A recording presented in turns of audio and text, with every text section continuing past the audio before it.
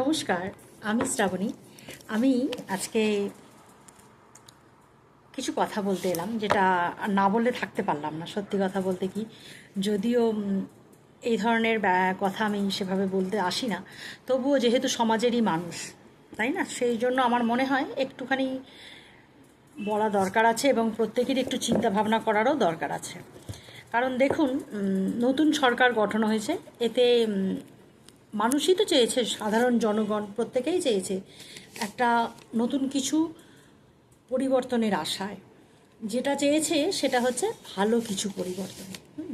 পরিবর্তন আশা বলতে যে তারা শেষের দিকে যে রকম সমস্যার সম্মুখীন হচ্ছিল, যাতে সেই সমস্যার সম্মুখীন না হতে হয়, সেই জন্যই কিন্তু মানুষের এই চাওয়া। মানুষই চেয়েছে বলেই আজকে আগের সরকার পরিবর্তন হয়েছে। যদি এই সরকার নিয়ে আমার মন্তব্য নেই, তবুও নতুন সরকারের কাছে তো আমাদের মতন সাধারণ মানুষদের অনেক আশা আছে, তাই না, যে নিশ্চয়ই কিছু ভালো হবে। প্রত্যেকের আমরা আমরা কি করি, আমরা প্রত্যেকে একটু ভালো কিছুর জন্যই আশা করে আছি যে নিশ্চয়ই ভালো হবে, সে শিক্ষা, সংস্কৃতি, সব কিছু দিক থেকে। তবে ভীষণ খারাপ লাগার যেটা ব্যাপার, হ্যাঁ, আমার আমার আমার একান্ত মন্তব্য হয়তো আমি বলছি, কিন্তু আমার মনে হয় যে এই মন্তব্য আমার মতন অনেক মানুষের, প্রত্যেকেই নিজের নিজের মতনভাবে চেষ্টা করছে বলবার জন্য। আমার যেটা বক্তব্য সেখানে আসি, সেটা হচ্ছে যে এই যে এত হকার, মানে মানুষের এক একজন মানুষ যারা এই সাধারণ ছোট ছোট মানে ব্যবসা বাণিজ্য করে আর কি, রাস্তার ধারে ফুটে, তাদের সংসারে কিন্তু আরও 5-7 জন করে বাড়িতে থাকে। 7 জন না হলেও 5 জন তো বটেই। এক একটা ফ্যামিলিতে 5 জন তো ধরতে পারি যে 5 জন আছে তার ফ্যামিলিতে। তো তারা সেইভাবে সংসারটা চালায় যে একজনের রোজগারে হয়তো সেই 4-5 জন মানে তাদের পেটের ভাত জোগাড় হয়।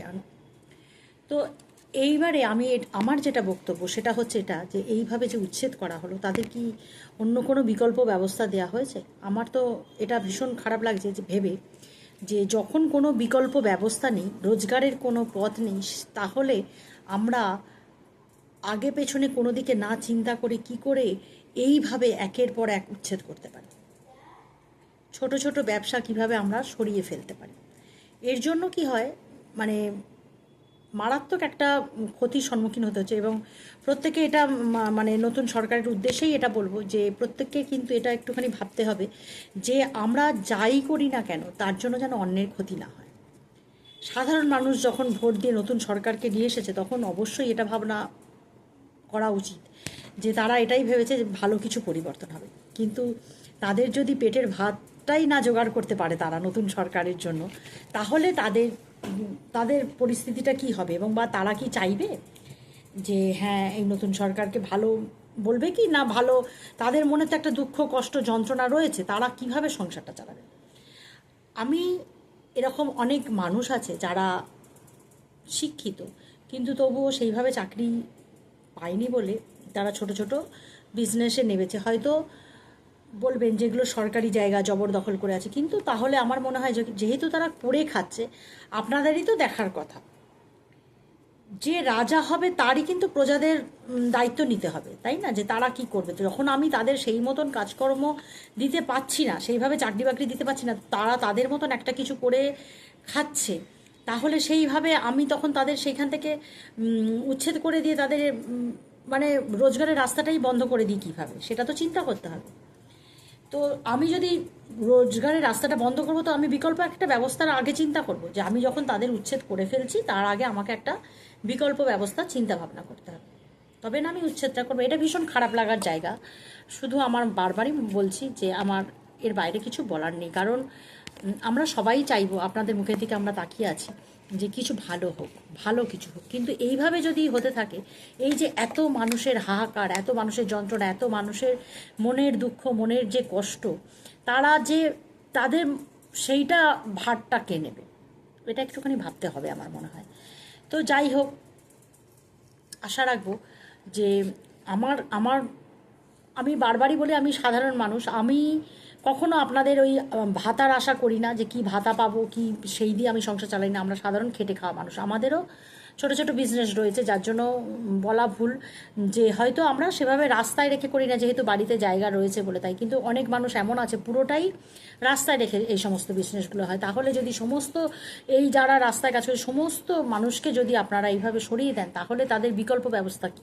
এটা একটা প্রশ্ন রইল, একটুখানি ভেবে দেখবেন।